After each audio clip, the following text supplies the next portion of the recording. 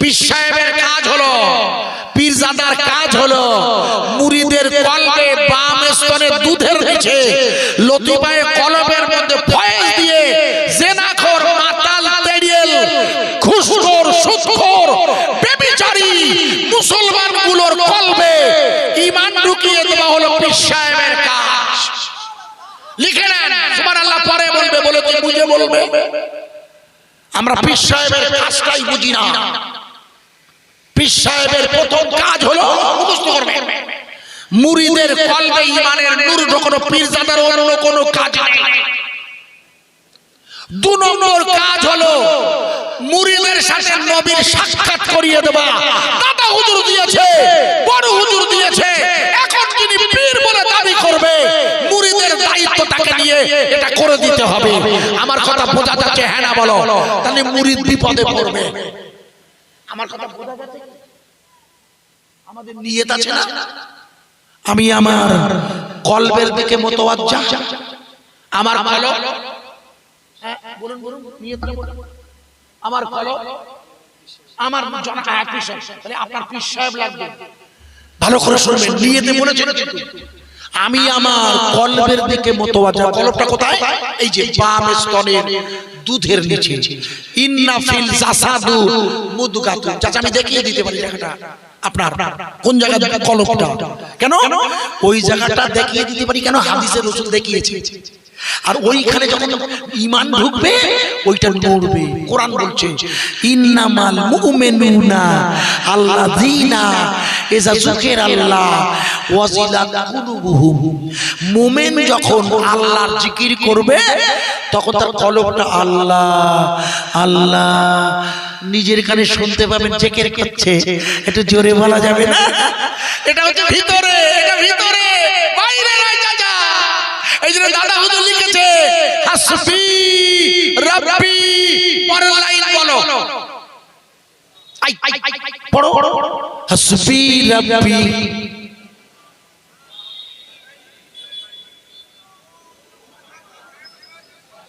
আকলা ইলাহা ইল্লাল্লাহ। এই শোনো, এই শোনো, এটা মুখস্থ, এটা আপনার মুখস্থ ইনশাআল্লাহ, ইনশাআল্লাহ। কোথা থেকে করেছেন? শুনে শুনে। ইউটিউবে কিন্তু এটা আছে, খোকা ইউটিউবাররা, তোমাদের এতে আছে না খোকা? ইউটিউবে আছে কিন্তু দেখেন মেয়েরা গাইছে, মেয়েরা হাসবি রাব্বি জাল্লাল্লাহ, মেয়েরা গাইছে না? এখন মেয়েরা গজল গাচ্ছে না খোকা, আবার মঞ্চে যে ছেলে মেয়ে ডুয়েট গাচ্ছে খোকা। কি আশ্চর্য, একটা মেয়ে গাইছে দেখো না, এটা ইউটিউবটা দেখো। পাল তুলে দে, পাল তুলে দে, হেলা করিস না, জিয়ারাতে যাব আমি সোনার মদিনা। একটা মেয়ে ছেলে গাচ্ছে না খোকা, পিছনে কালী ঠাকুরের মূর্তি দেওয়া দেখেছো? হ্যাঁ, নাম বলি দিয়ে কেটা বলি রে ভাই, আমার দিকে মোবাইল ছড়াও, আমি ঠিক বলছি তো? আপনি দেখেছেন তওবা পড়িয়ে নেন। প্রথমত মেয়ে লোক দেখিছে নাচতেছে, পিছনে কালী ঠাকুরের ছবি, আর বলতেছে চলো মদিনা। ঈমান আছে? দাদা হুজুর কত কষ্ট করিয়ে এই গজলগুলো লিখেছে। আহা হা হা, বাজারে সব গানের সুরে গাইছে। ও গো চা টাটা গান, আহা। হাসবি রাব্বি জাল্লাল্লাহ, এর বাংলা মানে জানো কি দাদা? জানো? লেখো, সকল প্রশংসা ওই আল্লাহ। দাদা হুজুর লিখেছে যার মরণ হয় না। তার মানে প্রশংসা হবে কার? কোন আল্লাহ? কোন আল্লাহ? ওই দেখেছেন কেন? আল্লাহ নই নাই। আল্লাহ বলেন নাহানু আকরাবু মিন হাবলিল ওয়ারিদ, আমি তোমার ঘাড়ের রগে রগে কোটে, আপনি ওদিকে তাকাচ্ছেন। আশ্চর্য। দাদা হুজুর বলছে হাসবি রাব্বি জাল্লাল্লাহ, সকল প্রশংসা ওই আল্লাহর, যে আল্লাহর মরণ হয় না। পরের লাইন মাফি কালবি গায়রুল্লাহ, মা মানে সাথে, ফি মানে মধ্যে, কালবি মানে তোমার কলব, তোমার কলবের মধ্যে যেন সর্বক্ষণ আল্লাহ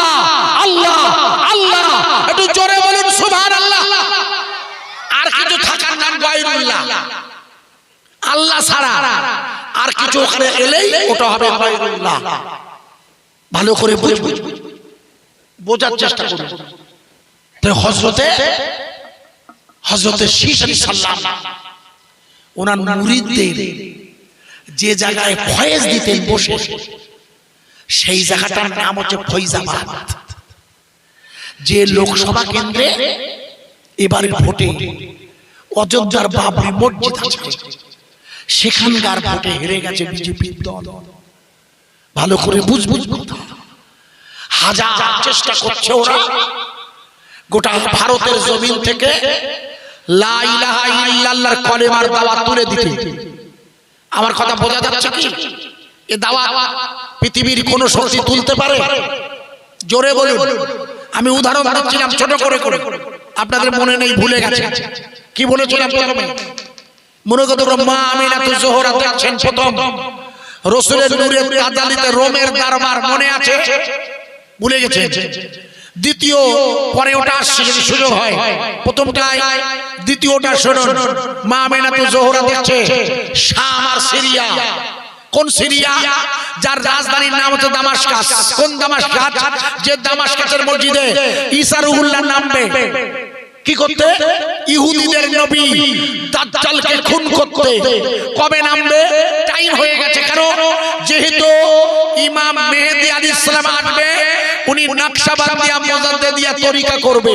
মুখস্থ করেন, নকশবন্দিয়া মুজাদ্দিদিয়া তথা খাস মুজাদ্দিদিয়া তরিকা হলো পাঞ্জাবের সিরহিন্দের মুজাদ্দিদ আল-পেশানি খাজা মাসুম রব্বানির তরিকা, যেটা দাদা হুজুর করেছেন। চার তরিকার এক তরিকা কাদেরিয়া, চিশতিয়া, নকশবন্দিয়া আর মুজাদ্দিদিয়া। এই শেষ তরিকার নাম মুজাদ্দিদিয়া। কিতাবে লেখা আছে, বসিরানের আল্লামা লিখেছেন, হযরত মুজাদ্দিদ আল-পেশানি বলেছেন ইমাম মেহেদী আমার তরিকা করবে। এখন প্রশ্ন হচ্ছে মুজাদ্দিদ আল-পেশানির যুগ কতদিন? লিখুন, মুজাদ্দিদ আল-পেশানির যুগ হচ্ছে দ্বিতীয় 1000 বছর পর্যন্ত। এখন কত হাজার চলছে? এখন চলছে 1446 হিজরি। তার মানে 550 বছর বাকি আছে। কারণ এখনো পর্যন্ত কোন আলেমের ক্ষমতা হয়নি তৃতীয় 1000 পৃথিবীতে আসবে সেটা প্রমাণ করার। আমার কথা বোঝা গেছে কি? আগে বুঝে না। 2 এর পরে কত হয়? 3। এখনো পর্যন্ত কোন আলেম ওলামাকে শুনেছেন যে তৃতীয় 1000 হবে বলে একটা কথা শুনেছেন? না। তার মানে বোঝা যাচ্ছে এই দ্বিতীয় 1000 এই পৃথিবী শেষ হবে। ভালো করে শুনবেন, দাদা হুজুরের কওল আমার নয়। দাদা হুজুরের প্রিয়তম খলিফা বসিরানের আল্লামা লিখেছেন, ওটা দাদা হুজুরের মত। এই জন্য শুনুন, আল্লাহর নবীর মা বলছেন, লক্ষ্য করুন, আমার বেটা হয়েছে একদিন, দুদিন, 3 দিন, 4 দিন। সকালবেলা আমার শ্বশুর মশাই এসে বলছে, বৌমা, আমি খুব রাগ করলাম। কেন? ছেলে হয়েছে সোমবারে আর খোঁজ দিচ্ছেন বৃহস্পতিবারে। বলছে, আব্বা, আমার ছেলে হয়েছে সোমবারে, আপনার ছেলে পর্দা নিয়েছে, আপনার নাতি হয়েছে, আর আপনি একবার দেখতে এলেন না। আব্দুল মুত্তালিব বলছে, বিশ্বাস করো বৌমা, কাবার খোদার কসম করে বলছি, যে ভোরবেলা তোমার ছেলে হয়েছিল মা, আমি না ওই ভোরবেলা আকাশ থেকে আওয়াজ পাচ্ছি, মুহাম্মদ জন্ম নিচ্ছে, মুহাম্মদ। আমি তাকিয়ে দেখি আল্লাহর কাবা তোমার ঘরের দিকে ঝুঁকে পড়েছে। জোরে বলবে না সুবহানাল্লাহ? আমি শুনুন, ভালো করে শুনুন, আমি আব্দুল মধ্যে দৌড়াচ্ছি, আমার নাতি হয়েছে, খুশিতে দৌড়াচ্ছি মা। কিন্তু সত্যি বিশ্বাস করো, আমি তোমার এই বাড়ির পাশাপাশি এসে দাঁড়িয়ে যখন ঢুকতে যাব, কে বা কারা আমাকে ঠেলা মেরে ফেলে দিয়েছিল।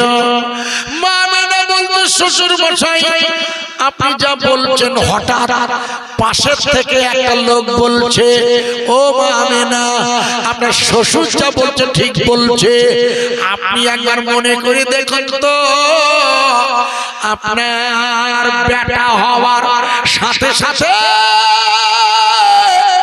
সাদা তোয়ালি গায়ে লাগিয়ে দিয়ে আপনার বাচ্চাটাকে ঢেকে দেওয়া হয়েছিল কিনা? মা মেনা বলছে হ্যাঁ হ্যাঁ ঢেকে দেওয়া হয়েছিল তো। আব্দুল মুত্তালিব বলছে এই ভাই এই ভাই এই তুমি জানো কি করে? বলছি পরে বলছি। ও মা আপনার ছেলেটাকে কি ঢেকে দিয়েছিল সাদা তোয়ালিতে? মেসকে আমারে গন্ধ বলে হ্যাঁ বাবা। বলে শুনুন না আব্দুল মুত্তালিব ঠিক বলছে মা, আপনার ছেলে যখন হয়েছে ফেরেশতারা এসে আপনার ছেলেকে জান্নাতের সাদা তোয়ালি দিয়ে ঢেকে আপনি মনে করেন ছেলে তোয়ালির মধ্যে না, 3 দিন ফেরেশতারা আপনার ছেলেকে নিয়ে গেছে পৃথিবীতে ঘোরাতে। জোরে বলুন। আর আব্দুল মুত্তালিব তুমি শোনো, তুমি ওই ছেলেটাকে আগে ধরতে পারবে না, তুমি তো দৌড়াচ্ছ ধরবে কিন্তু তুমি ধরতে পারতে না। শোনো তোমার ধরার সুযোগ দেওয়া হবে না, তাই তোমাকে ঠাড়া মেরে ফেলে দিয়েছিল, তুমি অজ্ঞান হয়ে পড়ে গেছিলে। বলে তুমি কে গা ভাই? বলে আমি তো তোমার ওই কাবার পাশে থাকি। বলে কোথায়? বলে তোমরা কেন? তুমি তো খাবার মতো আমার ঘরটা দেখো নি? বলে না তো। বলে আছে গিয়ে দেখবে। তুমি এখানে এসছো কেন? বলে আমি তোমার নাতি ছেলেটাকে একটু দেখবো। আব্দুল মুত্তালিব বলে তোমার এত বড় স্পর্ধা, আমার নাতি হয়েছে আমি দেখবো, তা তুমি ওকে কোলে নেবে? না না না না, আমি কোলে নেব না, আর আমি ওনার সামনের দিকটা দেখবো না, আমি ওনার পিছন দিকটা দেখবো। আব্দুল মুত্তালিব অবাক হয়ে জিজ্ঞেস করছে এ ভাই এ ভাই এ ভাই পিছন দিকটা দেখবে? বলে আমি না আপনার নাতি ছিলি, সামনের দিকটা চিনি। বলে আরে হয়েছে সোমবারে, আর তুমি বলছো ওকে চেনো, ওকে তো তুমি দেখোনি। বলে হ্যাঁ আমি দেখেছি। কি করে দেখেছো? মানে তোমার বৌমাকে জিজ্ঞেস করো, তোমার নাতি ছেলের চুলগুলো কোকচা না। তোমার বৌমাকে জিজ্ঞেস করো, ও মা মেনা একবার বলো না মা, তোমার ছেলেটা ভুরুটা জোড়া না মা, একবার ভালো করে চেয়ে দেখো মা, তোমার ছেলেটার খতনা করা মা, তোমার ছেলেটা কোন জামা কাপড়ে পেশাব করে না। আব্দুল মুত্তালিব বলছে বৌমা একে ঠিক বলছে। বলছে হ্যাঁ ঠিক বলছে, আপনার নাতির চুল কোকচানো, আপনার নাতির ভুরুটা জোড়া, আপনার নাতি খতনা অবস্থায় জন্ম নিয়েছে, আপনার নাতি বিছানায় পেশাব পায়খানা করে না। একটু জোরে বলা যাবে না? বলে বলছো কি? এই ভাই ভাই ভাই এই ভাই ভাই তুমি জানো কি করে? বলে বলছি তো পরে বলছি। আপনি একটু আপনার ছেলেটার পিছন দিকটা দেখান, একটু দেখান না মা। মা মেনাতু জোহরা আল্লাহর নবীর পিছন দিকটা দেখাচ্ছে। বলে আপনাকে আমার কোলে দেওয়া লাগবে না, ওই তোয়ালিটা একটু সরিয়ে দিন, আমি একবার ভালো করে দেখে নি।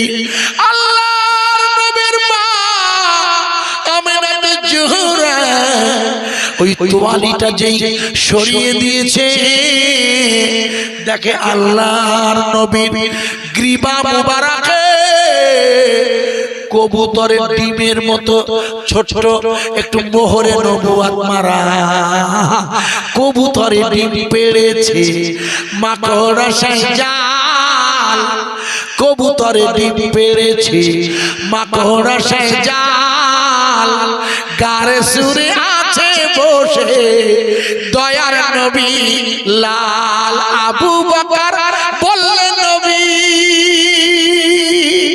শোবে আমার উরুতি,